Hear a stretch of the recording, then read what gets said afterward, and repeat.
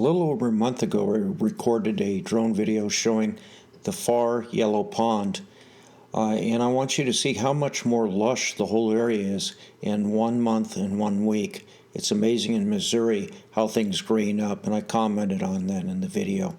But this is one of my favorite ponds. It has these very little delicate yellow water lilies. They're just a little bit larger than 1.5 inches across, quite a bit smaller than the other water lilies in my last video.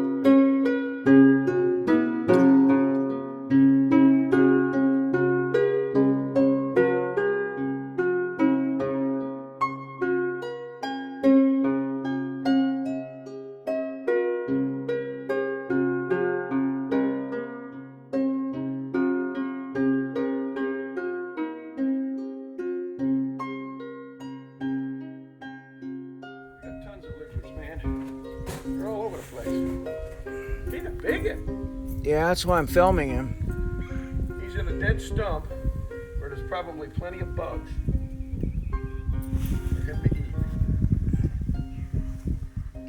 You know, and if every once in a while there's a black snake that's living in that dead stump too.